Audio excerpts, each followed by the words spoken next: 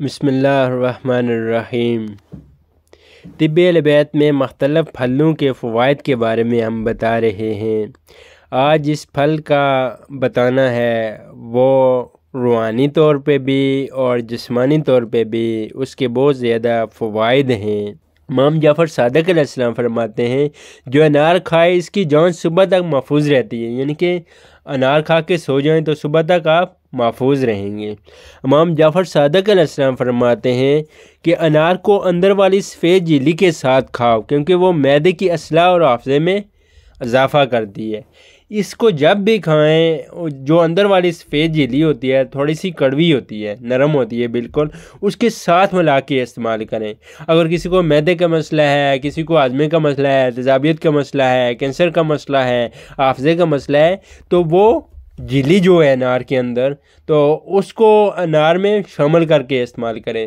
الگ سے بھی کھا سکتے ہیں، اس کو ایز اے میڈیسن بھی یوز کر سکتے ہیں۔ اگر اس کو کپسول میں بنا لیں یا اس کو ڈرائی کر کے پاؤڈر فارم بنا لیں تو اس میں کپسول کی صورت میں ڈرائی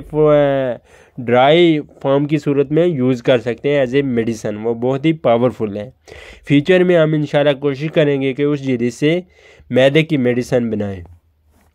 امام جعفر صادق علیہ السلام فرماتے ہیں جو کوئی ناشتے میں انار کھائے وہ انار اس کے دل کو 40 دن تک زندہ کر دے گا، اس کا قلب نورانی رہے گا۔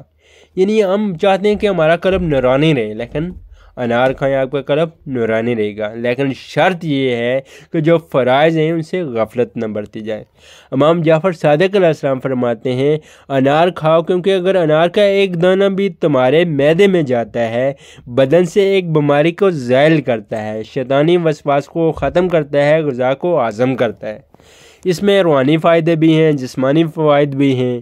امام جعفر صادق علیہ السلام فرماتے ہیں انار کھاؤ کیونکہ یہ پیٹ کو صاف اور نرم کرتا ہے۔ بعض لوگوں کا پیٹ بہت سخت ہو جاتا ہے، عملے نظام کو بہتر کرتا ہے، ڈائجسٹو سسٹم کو بہتر کرتا ہے، کھانے کو ہضم کرتا ہے اور منہ خدا کی تسبیح کرتا ہے، یعنی کہ جو دل کی سختی ہوتی ہے اس کو دور کرتا ہے۔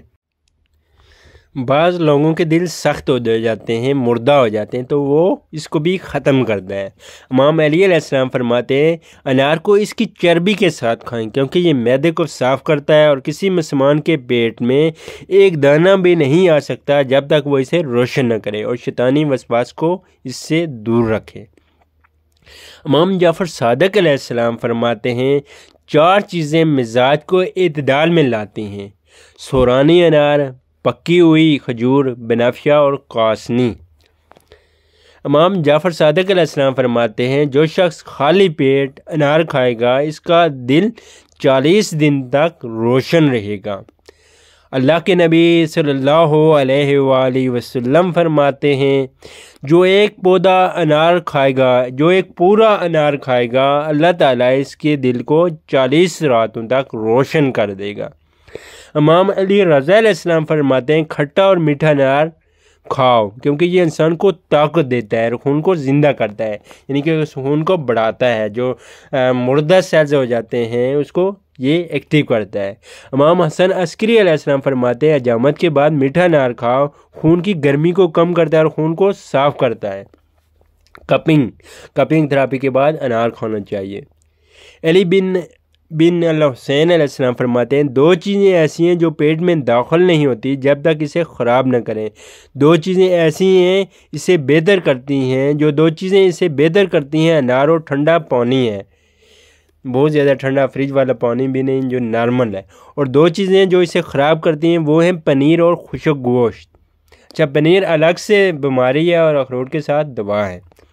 امام جعفر صادق علیہ السلام فرماتے ہیں کہ انار کی تعریف کی اور فرمایا بھوکے کو سیر کرتا ہے، اگر انسان بھوکا تو بھوک کو ختم کرتا ہے، اور جو سیر ہو اس کی خوراک کو خوشگوار بناتا ہے، یعنی کہ دوبارہ کھانے کو جی جاتا ہے، اس کی خوراک ہضم ہو جاتی ہے۔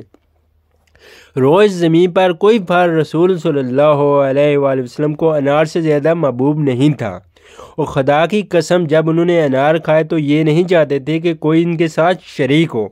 اللہ کے نبی ہر چیز میں بندوں کو شریک کرتے تھے ماسوائے انار کے، تو اس کے میڈیکل میں بھی بہت زیادہ بینیفٹ ہیں۔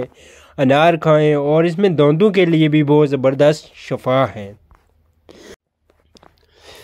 انار بچے بڑے سارے کھا سکتے ہیں، تعداد میں کم ہو زیادہ ہو جس طرح بہتر ہو، لیکن بہت زیادہ بھی مطلب 4-5 دانے نہیں کھانے چاہیے، زیادہ سے زیادہ 1 دانہ کھا سکتے ہیں آپ، یا پھر 2 دانے کھا سکتے ہیں۔ تو انار کو اس کے موسم میں کھائیں تو اس کے زیادہ فوائد ہیں۔ خدا حافظ، التماس سے دعا۔